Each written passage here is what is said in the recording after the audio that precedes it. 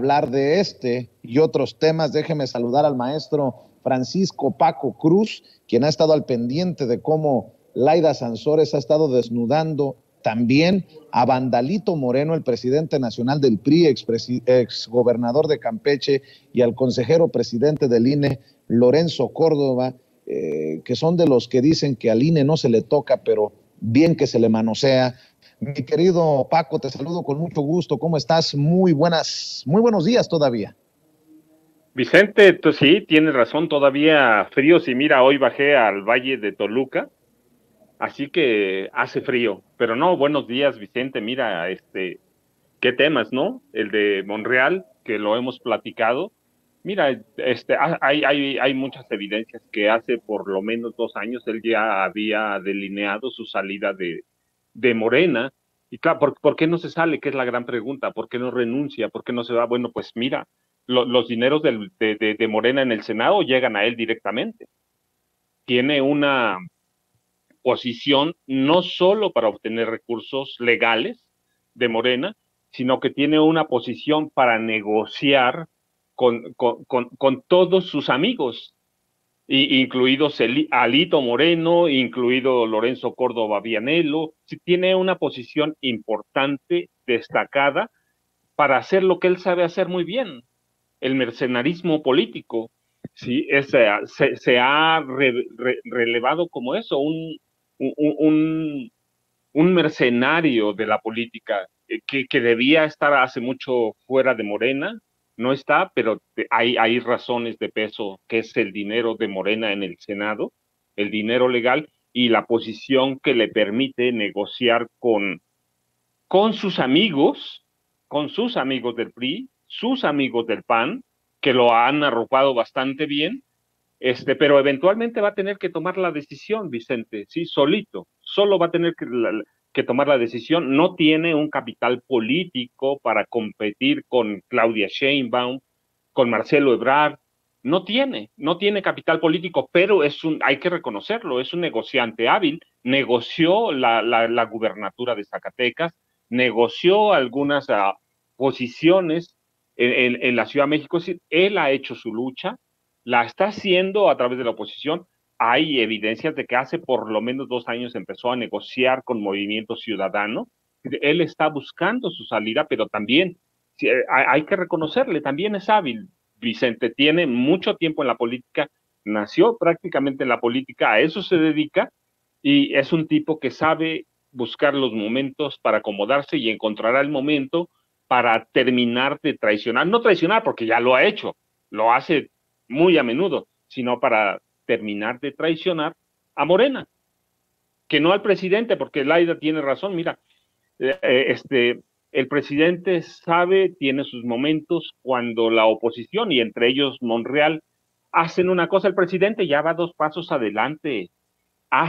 Es histórico, así ha sido el presidente, así va a ser.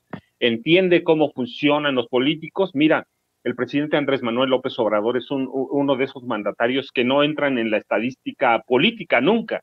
Es un accidente estadístico. Es un hombre que no nace todos los días.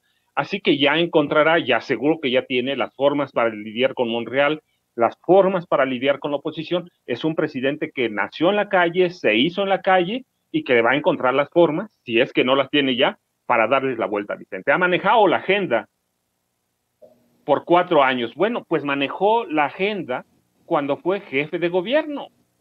Así que les va a dar la vuelta, lo va a encontrar, y Monreal eventualmente se va a decantar por irse de Morena. Quiere ser candidato presidencial, pero no le alcanza a Vicente.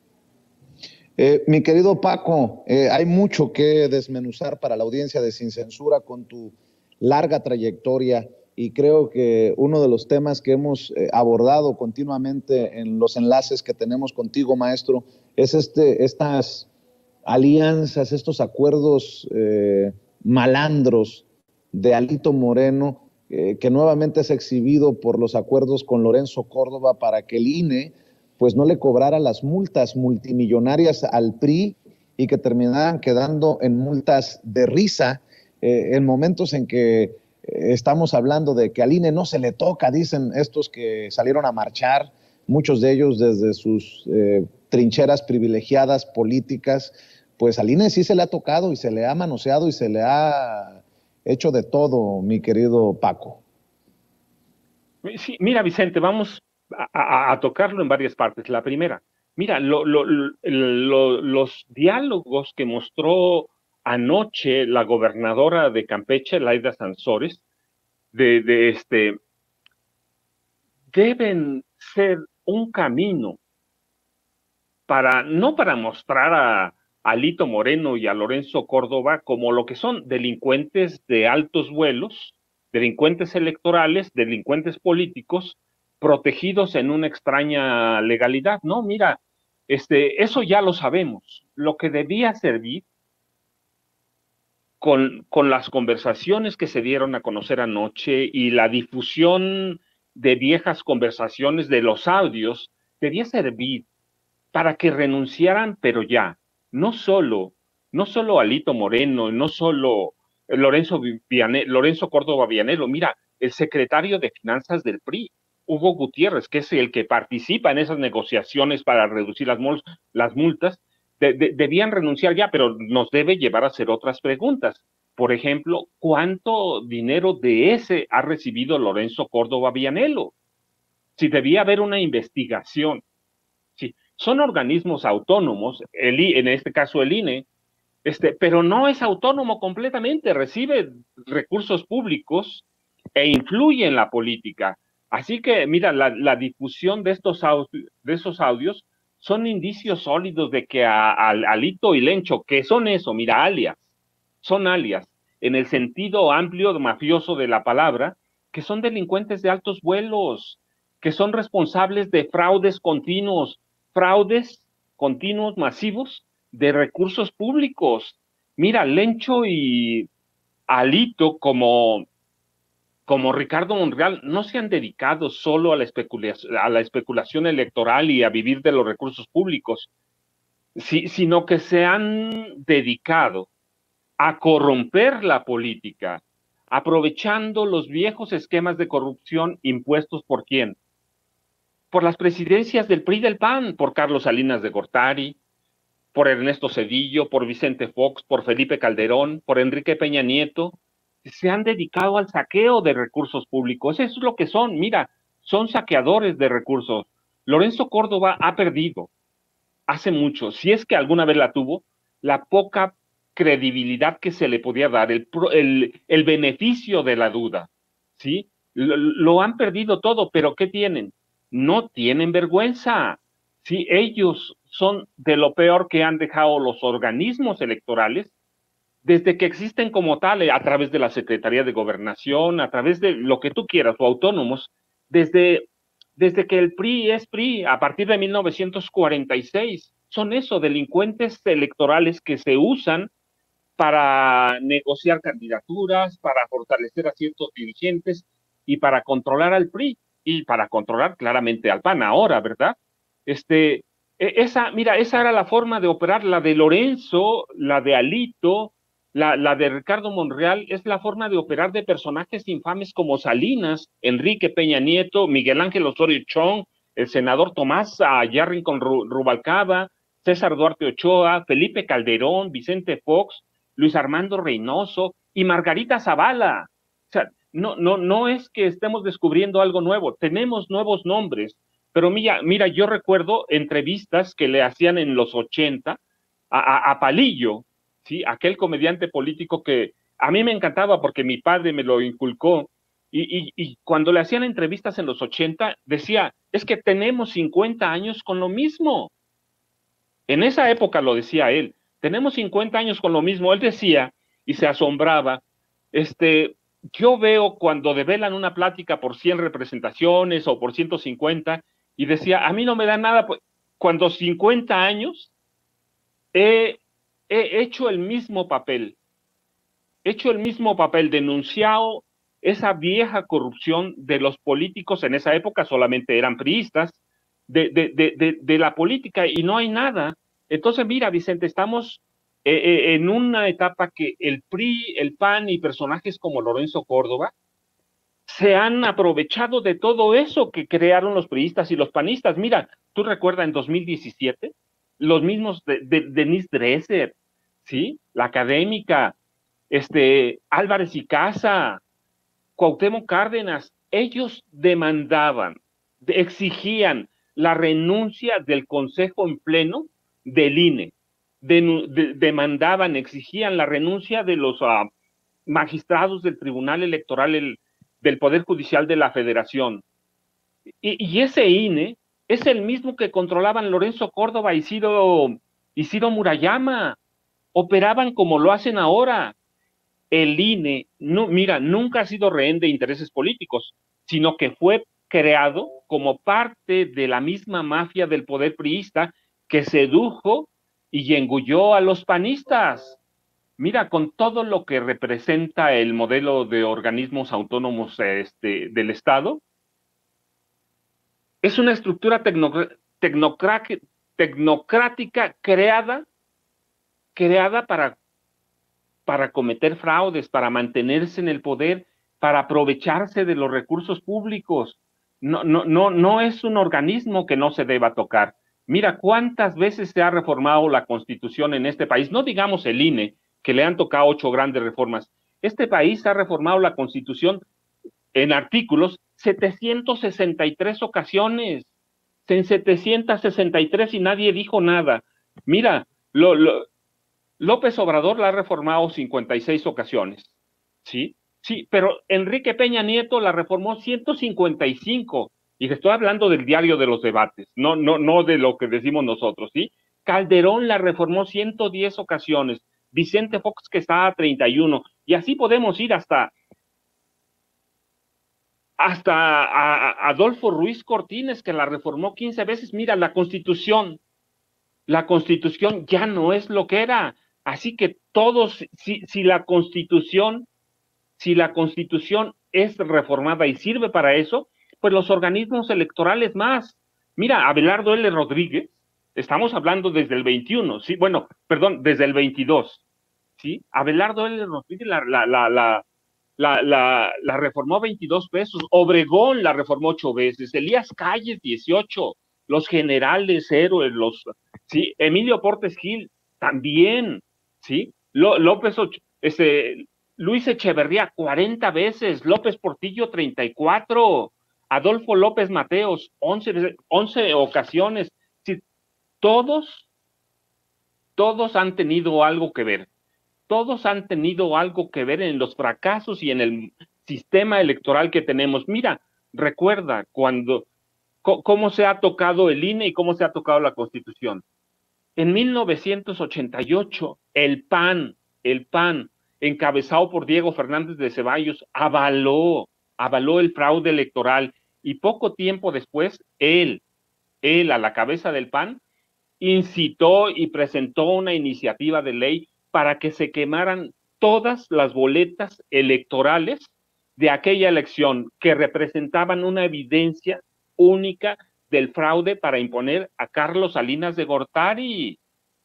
Así que no nos vengan a salir con eso. Y mira, lo que denuncia y lo que ha denunciado la gobernadora de Campeche, Vicente, en los últimos meses, es eso, es ese trabajo de corrupción, ese trabajo para crear instituciones dentro de gobierno que sirvan a un grupo del poder que se formó en el PAN y que luego que se formó en el PRI y que luego sedujo al PAN. Así que todo se toca, Vicente. Así es. Oye, maestro, déjame preguntarte, Paco, porque tú eres autor de un libro importante para referencia en el caso de Genaro García Luna, el Señor de la Muerte. Hay información relacionada al caso que creo que es relevante para la audiencia de Sin Censura. Todo indica que iniciará el juicio contra el ex superpolicía, el ex secretario de Seguridad Pública de Felipe Calderón, el 9 de enero del próximo año. El juez a cargo del caso, Brian Cogan, ha rechazado retirar 4 cargos de narcotráfico contra Genaro García Luna.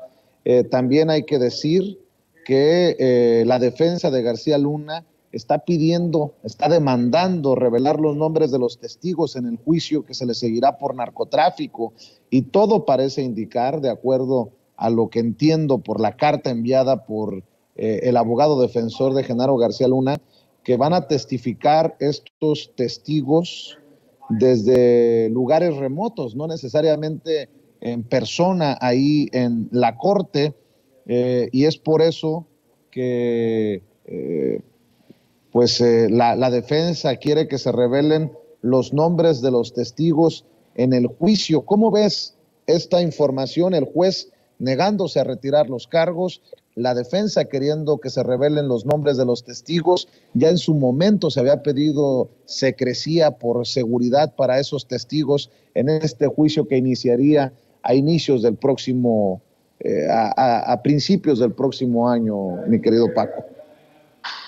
Bueno, mira, Vicente, tienes tu razón, son dos partes. Una, el juez no permite que se retiren los cargos por narcotráfico, los nuevos cargos, las nuevas evidencias que se presentan, y hay una razón, Vicente, bueno, hay evidencia sólida de que desde los 17 años de edad, desde los 17, Genaro García Luna es un criminal de altos vuelos.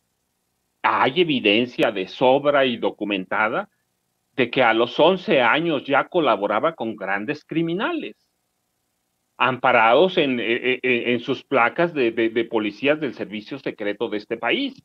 Sí, hay todo para no retirarle nada, y yo supongo que esto puede derivar en un cerco también al gobierno de Felipe Calderón y enfocado en la figura del presidente entonces, Felipe Calderón Hinojosa, que fue el jefe de Genaro García Luna. Sí, hay todos los elementos, no solo para relacionar a Genaro García Luna con las administraciones de su jefe, el presidente Felipe Calderón Hinojosa, y en el de Vicente Fox Quesada, sino también en el de Peña Nieto. Y mira, podemos ir en el de Zedillo, en el gobierno de Zedillo. Él creó todas las grandes organizaciones dedicadas al secuestro de alto impacto, excepto dos, claro, ¿sí? La del Mocha Orejas y la del Mocha Dedos, ¿lo recuerdas? Él creó esas bandas. Él creó las bandas, y hay evidencias de que en el salinismo, además de que lo especializan, porque eso hay que decirlo, en la lucha contra el terrorismo, y que él es especialista en desarmar bombas caseras sobre todo, pero finalmente es un trabajo peligroso. Desde entonces se empezó a involucrar en el crimen organizado, y hay evidencia muy sólida de que él llega al CISEN para formar una banda de criminales desde el Estado. Sí, a cada presidente con el que trabajó, le delegó tareas para controlar una parte del crimen, hasta que Vicente Fox Quesada y luego Felipe Calderón Hinojosa le dieron todas las herramientas, no solo para controlar algunas partes del crimen organizado, los secuestros, la extorsión a policías también, sino para controlar todo lo que es el crimen organizado, incluido el narcotráfico, Vicente. Y eso es por un lado. Por el otro, en los testigos, no, pues siempre va a ser un hombre peligroso. Su banda y parte de su banda sigue anclada aquí en México. Algunos están presos, como Cárdenas Palomino, y pero su banda está anclada. Recuerda, él controló entre los gobiernos de Vicente Fox, Felipe Calderón y Enrique Peña Nieto, controló un grupo de 500,000 policías en activo en esos tres gobiernos, policías de los tres niveles. Así que muchos de los comandantes, muchos de los directores de seguridad pública eran sus amigos, eran sus socios criminales. Así que es un personaje peligroso, es un personaje que mata. Los agentes bajo su cargo, muchos de ellos muertos, saben que él era la mano que apretaba el gatillo en el gobierno de Felipe Calderón, y que Felipe Calderón era el que le compraba las armas. tu opinión acerca del caso de Mario Aburto Martínez, el señalado como el asesino solitario de Luis Donaldo Colosio Murrieta hace tantos años. Ayer precisamente hablábamos de este caso aquí en Sin Censura y bueno, pues Mario Aburto pediría libertad anticipada por primera vez tras 28 años de cárcel, al menos es lo que revela la periodista Laura Sánchez Ley, quien presentó su libro sobre el caso en el Festival Tijuana Interzona. Mario Aburto pediría por primera vez la libertad anticipada tras cumplir 28 de los 45 años de cárcel a los que fue sentenciado por el asesinato en 1994 del ex candidato presidencial Luis Donaldo Colosio. Y bueno, la periodista ha señalado que el estado de salud de Aburto Martínez ha estado afectado, se ha visto afectado por los 28 años en la cárcel.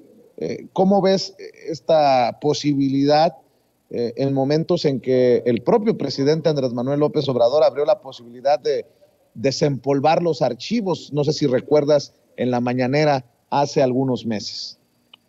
No, pero claro, Vicente, pero mira, no, ese caso y otros debían revisarse con carácter de urgencia o de emergencia.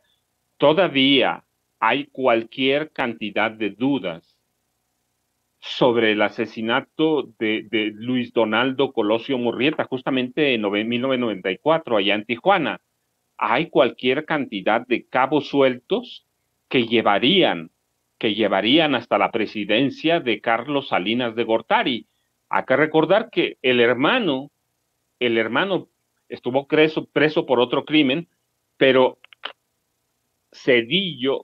quiero decir, en ese contexto hay que recordar que Cedillo no se atrevió a investigar a Carlos Salinas de Gortari por ese asesinato. Primero, porque tuvo miedo. Segundo, porque lo hizo mal. Tercero, porque fue un incapaz. Entonces, ese caso hay que revisarlo a fondo. Hay cualquier cantidad de dudas. Mira, desde los primeros interrogatorios que se le hacen, no se le hacen en la Procuraduría, no se lo hace gente muy cercana a Carlos Salinas de Gortari. Hay muchas dudas, hay evidencias que debe revisarse, que debe corregirse, y sí, es un caso que debe todavía estar presente por todo lo que representó y que no fue no fue el único magnicidio en el gobierno de Carlos Salinas, lo recuerda, fue el de su cuñado, Francisco Ruiz Massieu, el cardenal Posadas Ocampo y cualquier cantidad de asesinatos políticos. ¿Es capaz a Carlos Salinas de Gortari de asesinar? Claro, se debe revisar con un ojo independiente, con un ojo crítico. Es lo menos que merece este país y por todo lo que representó ese sexenio, Vicente, en cuestión de ejecuciones,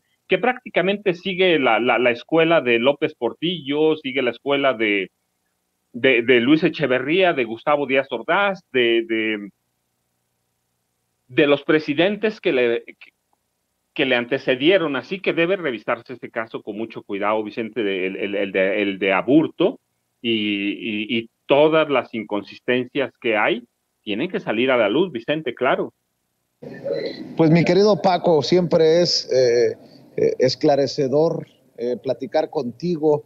Me da mucho gusto que llegues a la cita con la audiencia de Sin Censura de todas las semanas. ¿Por qué no cerramos invitando a esta audiencia inteligente y diferente para que te siga, para que te apoye en tus redes sociales y esté al pendiente de lo que publicas? Vicente, pues mira, ya sabes, primero antes de decirte que @ Paco Cruz Jiménez Twitter, Francisco Cruz Jiménez en Facebook, recuerden que el domingo hay una marcha, merecemos ir, debemos ir, no hay ningún tipo de venganza, que no hay lo que sea, es una marcha ciudadana. El presidente Andrés Manuel López Obrador salió en las calles, está trabajando y lo que menos podemos hacer a un personaje que está trabajando es apoyarlo en este proceso. Me parece que va a ser una marcha interesante. Hay que ir, hay que estar ahí. Y Vicente, yo te agradezco como siempre, y ya sabes, Francisco Cruz Jiménez, en Facebook, @ Paco Cruz Jiménez en Twitter, y estamos al pendiente. Les mando un abrazo, Vicente, y muchos saludos. Nos vemos el domingo, mi querido Paco, para cubrir precisamente esta marcha del domingo. Gracias al maestro Paco Cruz hablando con nosotros sin censura. Antes de entrar a la mesa de diálogo,